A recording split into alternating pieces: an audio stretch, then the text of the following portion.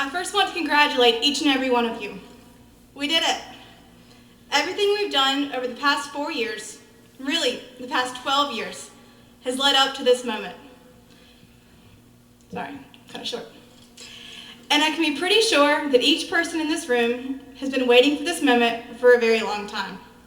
However, let's not forget to thank the family, friends, teachers, and administrators who put their hard work behind the scenes.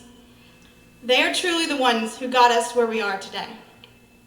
Over the past 4 years, I have loved getting to know this class that has become fabulous, passionate, and sometimes motivated. My job today is to give you, the class of 2013, a charge for the future. However, I don't quite feel qualified to foresee the future and provide lasting advice and insight. I mean, who am I to tell you what you're going to face and how you should deal with it? The truth is, I don't know any more than any of you do. But I do know part of what I hope and know that we are capable of achieving. And I'm here to remind you of that tonight. One word our society likes to use a lot is change. Most of the time, we think of it as a word for the past. We say things like, "Oh, I'm not like that anymore, I've changed," or "You won't recognize him because he's changed so much." But we forget that change can also be a word for the future. Change is a scary thing. It pushes us and forces us outside of our comfort zone. And I think change can also bring about something new. And the class of 2013 is capable of bringing about a change in this world. When our class first entered 9th grade, in some ways, we were like every other. We were not prepared for the overwhelming smell of chocolate chip cookies down the hallway at lunchtime. We were not prepared for Mr. Patnod's ridiculous duck jokes. We were not prepared for Ms. Khalid's strict dress code enforcement. We were not prepared for Mr. Keats' crazy explosions in chemistry. We were not prepared for Coach Roberts' connections between football and every aspect of life. We were not prepared for Miss Ellis's extreme enthusiasm about everything South Pointe. We were not prepared for Mr. Crispin's Madonna obsession. But we quickly proved that we were different than all the other classes. Now, if you've been paying attention, you'll realize that Lindsay's speech led right up into mine. Seems like we planned that, right? We didn't. It wasn't until after I read her speech that I realized, wow, we talked about the same aspect in different ways. She reflected on how our class has changed South Pointe, while I was planning on talking about how our class can change the world. For a minute I thought we'd actually mastered the art of telepathy, but then I realized it's just that we both know this class so well. Now, our class has shown that we can change South Pointe by just being who we are. It is my charge to you to go out and change the world with that exact same drive. No, that's not my entire speech, sorry. I want you to look around. I assure you that 50 years ago, you would not have graduated around these same people. Races were segregated and interactions were limited by social definitions. In 1961, a group of 9 African American men from Friendship Junior College, nicknamed the Friendship 9, refused to move from a whites-only lunch counter in Rock Hill, South Carolina. The men were arrested, and 8 of the 9 committed to the jail no bail plan laid out by civil rights activists. Instead of paying the amount outlined as bail, they chose to serve their jail time. The work of these young men, as well as the work of men and women all over the U.S., eventually put an end to segregation and gave blacks and whites equal rights. Had it not been for those people, we would not live in the world we live in today. They saw an avenue for change and worked toward it. 50 years ago, a class much like ours realized they could change the world. They changed who we elected as president, they changed what we write in each other's yearbooks, and they changed the friendships we've made. Those people changed our lives. I don't know how many of you read the Hunger Games trilogy of the past few years. The story is set in a futuristic, totalitarian society made up of a capital and 12 districts. In order to keep the districts in line, the Capitol plans an annual Hunger Games in which 24 teenage tributes, a male and a female from each district, fight to the death.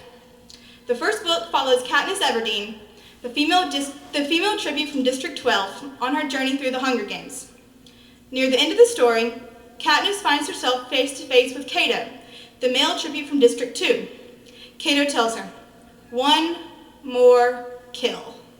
It's the only thing I know how to do, bringing pride to my district." Cato's attitude contrasts with Katniss's fellow District 12 tribute, Peeta, who says at the Capitol, "I don't want them to change me. If I'm gonna die, I want to still be me." Cato is so pre-programmed by society that he feels the only option is to follow its regulations.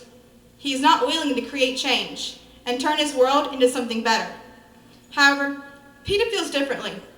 He realizes that if he stands strong and does not let society mold him, then he can change the world. Let me put this comparison a different way. Cato, like many people in our society today, is like silly putty.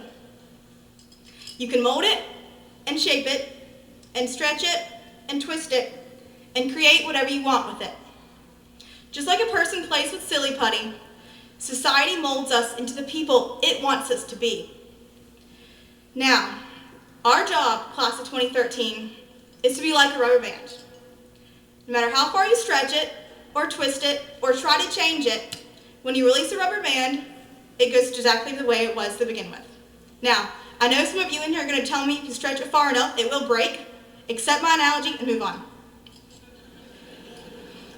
As society attempts to mold us into the people it wants us to be, it is our job to be ourselves and bounce back from whatever adversities we might face and whatever odd ways we may be twisted.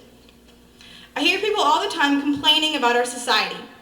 Our politicians don't know how to run the government, our teachers don't know how to engage students, or our medical professionals don't know how to speed up emergency care. We take the Cato view on life. Our society is the way it is, we can do nothing to change it, and we are forced to become a part of its mechanism and conform. Yet, we forget that we are the next generation, capable of enacting huge change on our world. It is our job to take the Peeta mindset. Ralph Waldo Emerson once said, "To be yourself in a world that is constantly trying to make you something else is the greatest accomplishment." If you don't like the way things are done, change them. Become a politician and change the government. Become a teacher and change education. Become a medical professional and change emergency care. Change the world by just being yourself. Now, I'm not saying you can go refuse to pay your income taxes or choose to drive on the wrong side of the road because they're things society requires. I am saying that it is our job to change the world for the betterment of future generations. Robert Orban once joked, "A graduation ceremony is an event where the commencement speaker tells thousands of students dressed in identical caps and gowns that individuality is the key to success." But I think that's exactly the point. Look around you. You all look the same right now. Society and the world tries to make us all the same. It is our job to not let society mold us. Then we can change the world. I know most of you are hoping I'll hurry up and finish talking so you can get your diploma. But if you've shut me out through this entire speech, and most of you probably have, I want you to hear this one thing. Be the change you want to see in the world. Challenge what appears to be public knowledge, reach out to someone in need, and show the world what South Pointe High School is all about. Good luck to each and every one of you in all your endeavors, and I hope you all achieve your greatest dreams. Now go, be yourself, and change the world. And finally, as the Hunger Games officials announce at the beginning of every games, may the odds be ever in your favor.